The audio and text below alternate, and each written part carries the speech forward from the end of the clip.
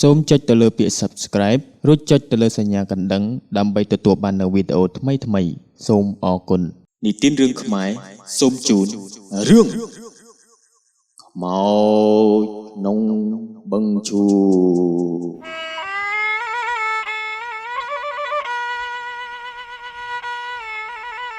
នៅក្នុងភូមិតូចៗពីរនៅឯខេត្តសៀមរាបមានបឹងតូចមួយដែលមានព្រៃដុបដុះជុំជិតនៅតាមដងផ្លូវដែលមានខ្សាច់ពណ៌សនិងជាផ្លូវដែលអ្នកដំណើរនៅក្នុងភូមិទាំងពីរឆ្លងកាត់បឹងនេះមានឈូកដុះពោពាសហើយមានផ្លែនិងមានផ្កាប្រងព្រាតមើលទៅជាបឹងដែលស្រស់ស្អាតមួយក៏ប៉ុន្តែហេតុអ្វីក៏មនុស្សទុកឈូកឲ្យដុះប្រងព្រាតបែបនេះទៅណពិតជាគួរឲ្យឆ្ងល់មែនទែនតែមូលហេតុដែលអ្នកភូមិមិនមកបេះឈូកនៅទីនេះគឺដោយសារតែនៅក្នុងបឹងនេះមានខ្មោចស្រីសក់វែងអន្លាយមួយ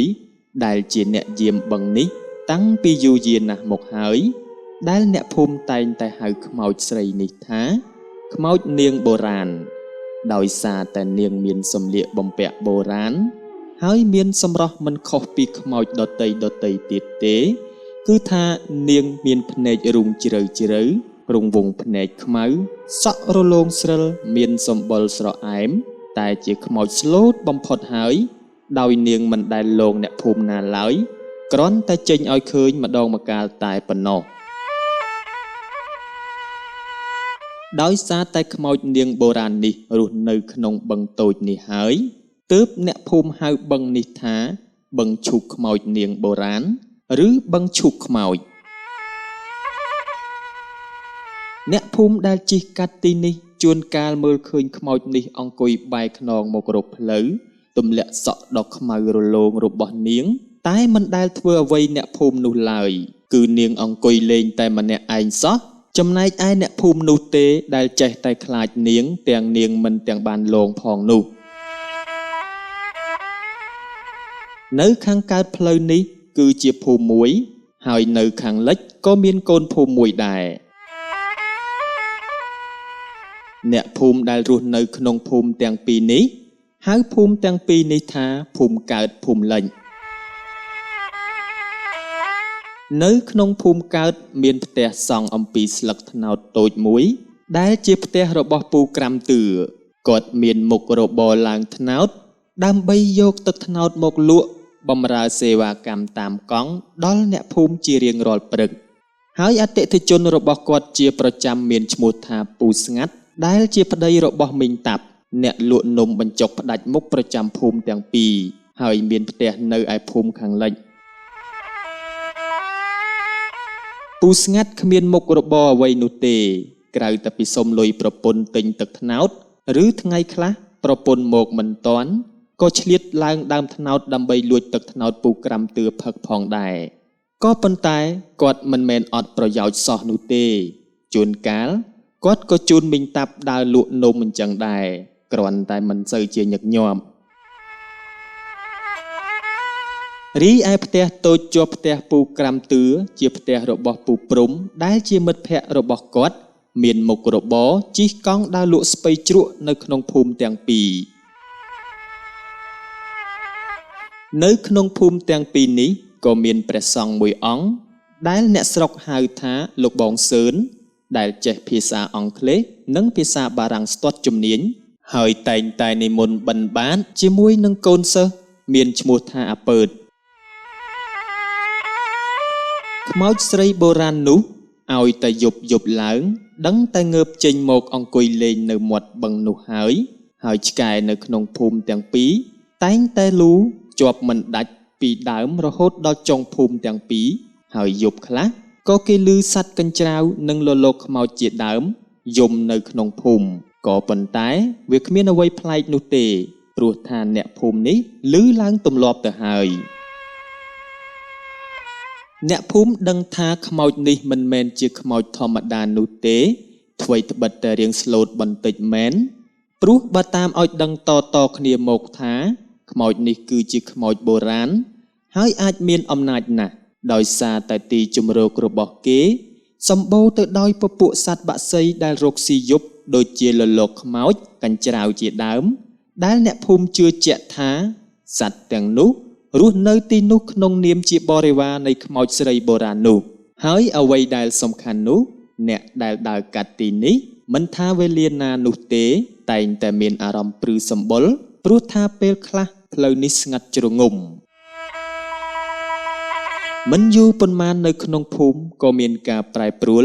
ដោយសារតែរឿងរ៉ាវមួយបានកើតឡើងដែលធ្វើឲ្យខ្មោចនេះខឹងសម្បានឹងអ្នកភូមិជាខ្លាំងដោយសារតែថ្ងៃមួយនោះពូស្ងាត់បានរងចាំប្រពន្ធរបស់គាត់មកពីលក់នំបញ្ចុកយូរពេកគាត់ក៏បានដើរទៅរកដើមត្នោតរបស់ពូក្រាំទឿដើម្បីឡើងលួចទឹកត្នោតផឹកក៏ប៉ុន្តែពូក្រាំទឿដោយសារតែចេះតែបាត់ទឹកត្នោតច្រើនដងច្រើនសារពេកគាត់ខឹងនឹងចៅដែលលួចទឹកត្នោតរបស់គាត់ខ្លាំងណាស់គាត់ក៏បានរៀបចំផែនការធ្វើបាបចៅនោះម្ដងដោយគាត់បានដាក់ត្រកួនទេចូលទៅក្នុងបំពង់ទឹកត្នោតហើយក៏យកទៅទុកនៅនឹងចុងត្នោតហើយក៏ដើរត្រឡប់មកផ្ទះវិញធ្វើប្រងើយលុះពូស្ងាត់ទៅដល់គាត់ក៏បានឡើងដើមត្នោតនោះហើយអង្គុយផឹកនៅនឹងចុងត្នោតនោះតែម្ដងគ្រាន់តែផឹកបានបន្តិចគាត់ក៏ចាប់ផ្ដើមចុកពោះរាកតាំងពីលើចុងត្នោតមកម្លេះពូស្ងាត់ចុះពីលើដើមត្នោតបណ្ដើររាកបណ្ដើរហើយរត់មករកកន្លែងគួសមកាត់តាមផ្លូវបឹងឈូកខ្មោចនោះគ្រាន់តែរត់បានពាក់កណ្ដាលផ្លូវគាត់ក៏បានឃើញពូព្រំជិះកង់ដើរលក់ស្ពៃជ្រក់តាមផ្លូវនោះដែរដោយលិមួកប្រឡាក់ពេញខោអស់ហើយគាត់ខ្លាចពូព្រំឃើញគាត់ផងនោះគាត់ក៏រត់ចូលទៅក្នុងដប់ដែលនៅនឹងមាត់បឹងនោះហើយអោនចុះដើម្បីពួនពូព្រំលុះពូព្រំជិះហួសទៅពូស្ងាត់ក៏ទប់មិនជាប់នោះឡើយគាត់ក៏បានបន្ទោបង់នៅនឹងដប់នៅក្បែរនោះដោយពេលដែលគាត់កំពុងតែបន្ទោបង់មានទាំងសំឡេងផ្គរផងមានទាំងភ្លៀងមកផងនោះធ្វើឲ្យកន្លែងនោះធំក្លិនឆ្អេះឆ្អាបជាខ្លាំងរំពេចនោះសំឡេងក៏បន្លឺឡើងពីក្រោយគាត់ថាស្អុយខ្លាំងណាស់ពូស្ងាត់ឮសំឡេងដូចជាចម្លែកក៏ក្រឡេកទៅមើលខាងក្រោយខ្នងរបស់គាត់ឃើញខ្មោចស្រីបុរាណនោះច្បាស់នឹងភ្នែកកំពុងតែអង្គុយពីក្រោយខ្នងគាត់ហើយយកដៃខ្ទប់ច្រមុះហើយសម្លឹងមកមើលគាត់ក្នុងទឹកមុខធំក្លិនស្អុយជាពន់ពេក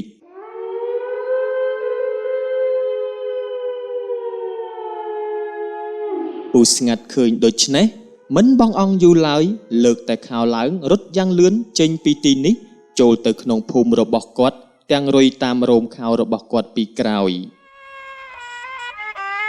មូលហេតុនេះហើយដែលធ្វើឲ្យខ្មោចនេះខឹងសម្បានឹងពូស្ងាត់ហើយរៀលដាលដល់អ្នកភូមិថាអ្នកភូមិទាំងពីរនេះស្មោករោគក៏លងអ្នកភូមិទាំងឡាយណាដែលធ្វើដំណើរកាត់តាមភូមិនេះដោយមិនឲ្យរំលងអ្នកណាម្នាក់ឡើយនៅល្ងាចមួយដែលខ្វះមួយថ្ងៃទៀតទេត្រូវនឹងថ្ងៃសិលទៅហើយខ្មោចនេះបានលងពូព្រំដោយក្រឡាខ្លួនធ្វើជាអ្នកលក់ផ្កាឈូកកាលនោះពូព្រំលក់ស្ពៃជ្រក់របស់គាត់អស់រលីងហើយក៏ត្រឡប់មកភូមិរបស់គាត់វិញកាត់តាមទីនោះនាពេលល្ងាចល្មមលុះជិះដល់ទីនោះភ្លាមគាត់ក៏បានឃើញនារីក្រមុំម្នាក់មានរូបរាងស្រស់ស្អាតណាស់កំពុងតែអង្គុយលក់ឈូកនៅនឹងមាត់បឹងនោះ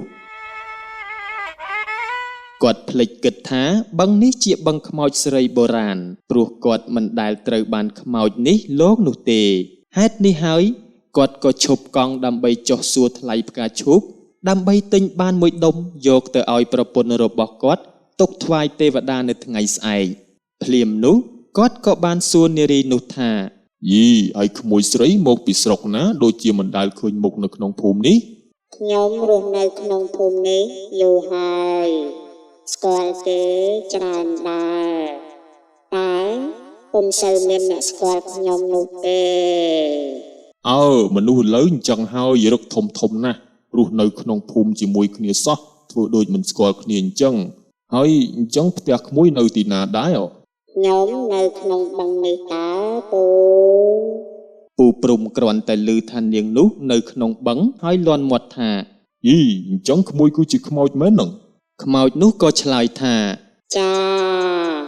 ខ្មោចថាមិនខ្មោច ហើយក៏ប្រែក្លាយទៅជាខ្មោចស្រីបុរាណនោះដោយមានមុខមាត់ស្លេកស្លាំងស្គមសុទ្ធតែឆ្អឹងស្លៀកពាក់សម្លៀកបំពាក់បុរាណហើយមានសក់ខ្មៅរលោងធ្លាក់មកគ្របមុខនៅនឹងមុខពូព្រំ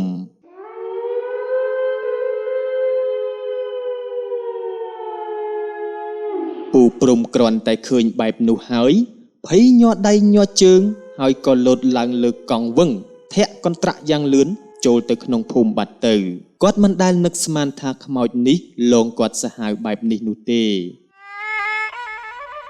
ចំណែកឯមីងយ៉ាប់វិញថ្ងៃមួយបានដើរលក់នំបញ្ចុករហូតដល់ល្ងាចបន្តិចគាត់ក៏បានត្រឡប់មកផ្ទះវិញកាលថ្ងៃនោះ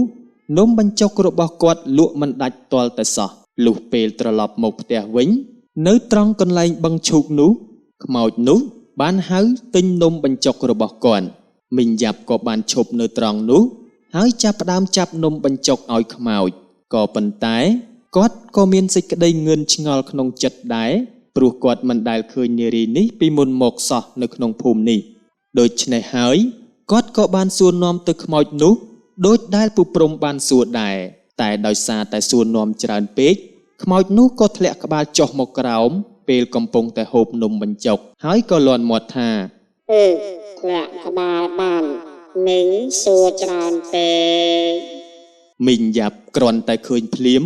លែងហ៊ានសួរនាំអ្វីទៀតហើយព្រោះគាត់ដឹងថានារីនោះគឺជាខ្មោចគាត់លាត់តែសម្ពុតឡើង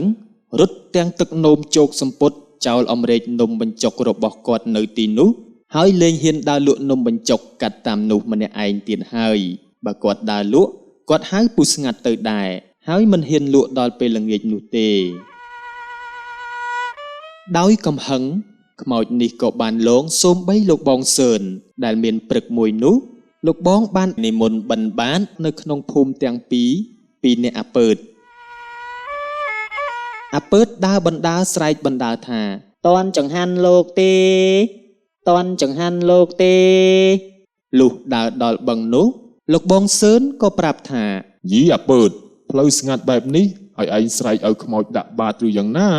អាពើតក៏ឆ្លើយថាកណាលោកបងកណាភ្លេចខ្លួនដើរបានដល់ខាងមុខបន្តិចលោកបងក៏ជួបខ្មោចស្រីបុរាណនោះកាន់ចានបាយឈរចាំលោកបងនិមន្តទៅដល់លោកបងឃើញហើយប្លែកក្នុងចិត្តជាខ្លាំងក៏សួរអាពើតថាមើលអាពើតញោមស្រីម្នាក់នោះដូចជាមិនធ្លាប់ឃើញមុខហើយមកឈរចាំអីត្រង់ហ្នឹងអាពើតក៏ឆ្លើយថាលបងសួរកណាឲ្យកណាសួរអ្នកណាគេលោកបងក៏ឆ្លើយវិញថាអើមែនវៃរួចហើយលោកបងនិងអាពើតក៏បាននិមន្តចូលទៅជិតរួចក៏ចាប់ផ្ដើមទទួលយកចង្ហាន់រួចហើយលោកបងនិងអាពើតក៏និមន្តបន្តដំណើរទៅមុខទៀតដោយមិនបានដឹងថានារីនេះគឺជាខ្មោចសោះនោះឡើយលុះរសៀលថ្ងៃជ្រេបន្តិចអាពើតនិងលោកបងសឿនក៏និមន្តត្រឡប់មកវិញកាត់តាមផ្លូវដដែលនេះកំពុងតែនិមន្តស្រាប់តែលោកបងសឿនឮសំឡេងហៅជាភាសាបារាំងថា Bonjour លោកបងសឿនឮសំឡេងនេះហើយក៏ក្រឡេកទៅមើលនៅនឹងបឹងនោះស្រាប់តែឃើញខ្មោចស្រីបុរាណនោះកំពុងអង្គុយបែរខ្នងមកផ្លូវហើយបែរក្បាលមករកអ្នកទាំងពីរ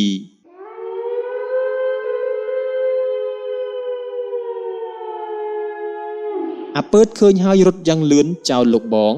រីឯលោកបងវិញភ័យស្លេកមុខស្លេកមាត់ភ្លេចអស់ធរអាហើយរត់ហុយដីត្រឡោមចូលទៅក្នុងវត្តបាត់ទៅក្រោយមកទៀតលោកបងសឿននិងអាពើតក៏បានយករឿងនេះទៅជម្រាបដល់ព្រះសង្ឃរាជនៅក្នុងវត្តដើម្បីឲ្យព្រះអង្គជ្រាបជាដំណឹងលុះយប់ឡើងព្រះសង្ឃរាជក៏បានធ្វើសមាធិទៅជួបនឹងព្រលឹងខ្មោចស្រីបុរាណនោះហើយនាងនិយាយរៀបរាប់ពីមូលហេតុដែលធ្វើឲ្យនាងខឹងសម្បាននឹងអ្នកភូមិរហូតដល់លោកគ្រប់គ្នាលុះព្រឹកឡើងព្រះអង្គក៏បានបង្គាប់ឲ្យអាពើតទៅហៅពូស្ងាត់ឲ្យមកជួបនឹងព្រះអង្គដើម្បីធ្វើការណែនាំនិងបង្គាប់ឲ្យរៀបចំគ្រឿងរណ្ដាប់ សម្រាប់សុំទោសដល់ខ្មោចស្រីបុរាណនោះ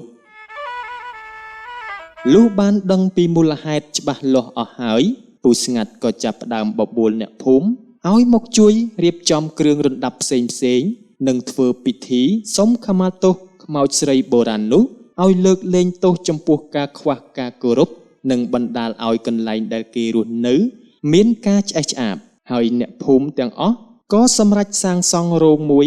ដែលនៅនឹងបឹងឈូកនោះដើម្បីទុកជាការសុំទោសខ្មោចនោះដែលពូស្ងាត់បានបៀតបៀនកន្លែងដែលគេរស់នៅ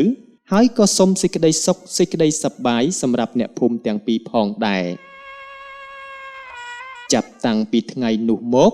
អ្នកភូមិមិនដែលឃើញខ្មោចនោះចេញលងទៀតឡើយហើយអ្នកភូមិខ្លះក៏ចេះតែឧស្សាហ៍យកសំណែនមកថ្វាយរហូតចំនួនក្រោយមកទៀតក្មេងៗដែលនៅក្នុងភូមិធំធាត់ឡើងក៏ហៅរោងនោះតគ្នាថា